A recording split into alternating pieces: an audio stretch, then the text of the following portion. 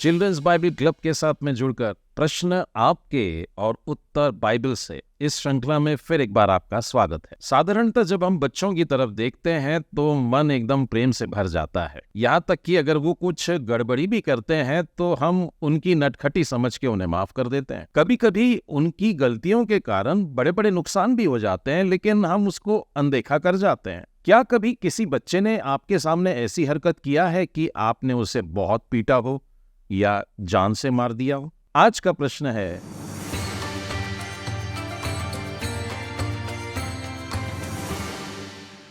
कि परमेश्वर ने नन्हे बच्चों को क्यों मार डाला?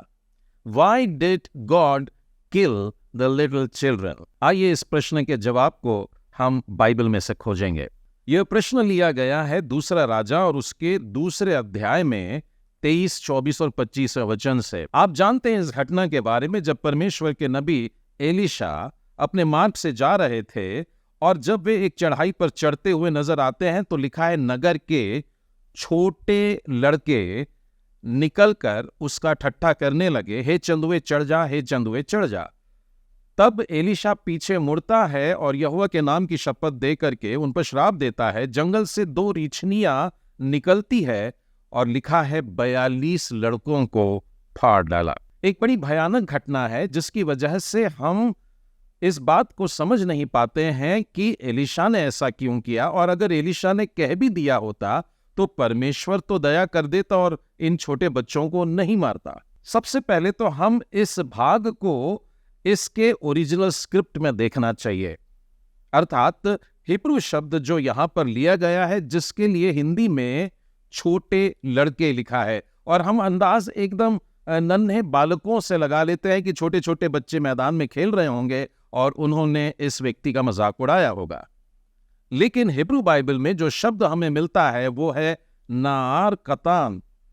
नार कतान इस शब्द का अर्थ अगर हम बाइबल में देखें तो केवल यहां नहीं, बाइबल में कई जगह पर इस प्रकार का शब्द आया है। यदि आप मूसा को उसकी टोकनी में देखते हैं, निर्गमन के दूसरे अध्याय में, वहां पर भी नार शब्द आया हुआ है। उसी रीति से अबशालोम, दाऊद का पुत्र, जब अपने पिता के विरुद्ध तलवार उठा लेता है तब भी नार इस शब्द से उसका संबोधन हुआ है। यहां तक कि न्यायियों की पुस्तक में अगर आप आए, जहां पर अबीमेलेक राजा के सिर के ऊपर एक स्त्री चक्की का पाट फेंकती है और उसके सिर पे गिरता तो है, राजा मरता नहीं है, तब वो अपने एक शस्त्र ढोने वाले नाआर से कहता है कि आकर के मुझे मार दे, कि कहीं लोग मेरी हंसी ना उड़ाए कि एक स्त्री ने मेरी जान ली है। उसी रीति से आगे देखें तो मपीबोशेत को जिसने संभाला था, आप जानते हैं वो दोनों पांवों से पंगुआ था, लेकिन फिर भी उसको संभालने वाले का जो संबोधन किया गया है वो है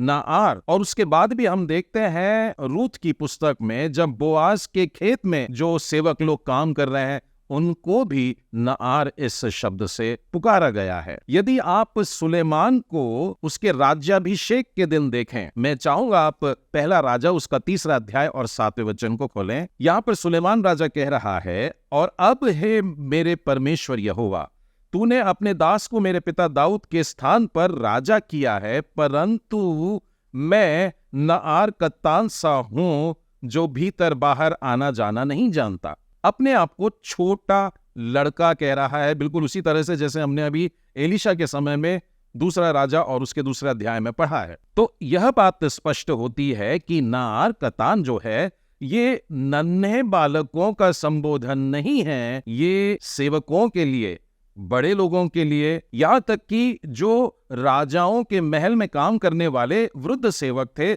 उनके लिए भी इस्तेमाल किया जाता, जो युद्ध पर जाते थे उनके लिए इस्तेमाल किया गया, जो खेतों में मजदूरी कर रहे थे उनके लिए भी बिल्कुल यही शब्द इस्तेमाल किया गया है।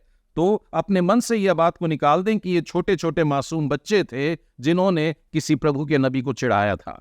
अब हम देखेंगे वह वाक्य जो इन जवान लड़कों ने कहा था, और वो वाक्य यदि आप इब्री बाइबल में पढ़ते हैं तो उसे मिलता है आले केरे आ। आले शब्द का मतलब है चढ़ जा, और केरे आ का मतलब होता है ए गंजे। इनका संबोधन जो था वो प्रभु के नबी के लिए जो होना चाहिए, हे प्रभु के नबी एलीशा, इस प्रकार से नहीं, परंतु एक गिरा करके, अर्थात ए और वो भी गंजे, और उसे कह रहे थे आले, यानी कि चढ़ जा। इस घटना के बस कुछ दिन पहले की बात है, जब एलीशा अपने गुरु एलिया के साथ में यरदन के पार जाता है। 11वें वचन में देखिए, वे चलते चलते बातें कर रहे थे कि अचानक एक अग्नि में रथ और अग्नि में घोड़े उनको अलग अलग करते हैं।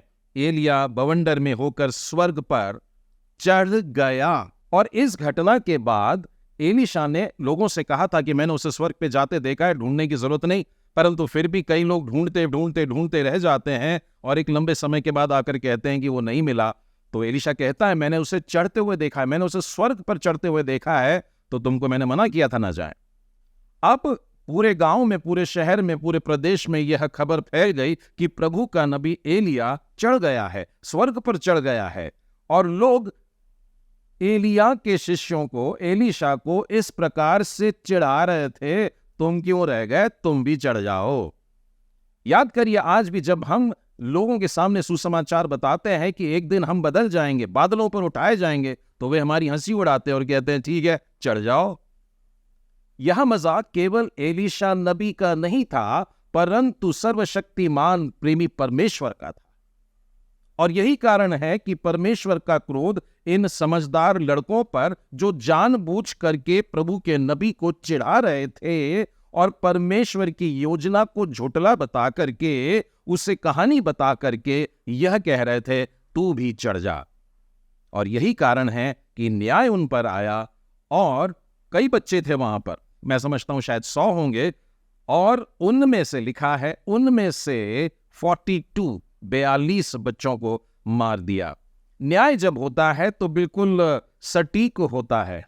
संभव है इन 100 बच्चों में से ये 42 बच्चे वे थे जिन्होंने वास्तव में परमेश्वर का मजाक उड़ाया था।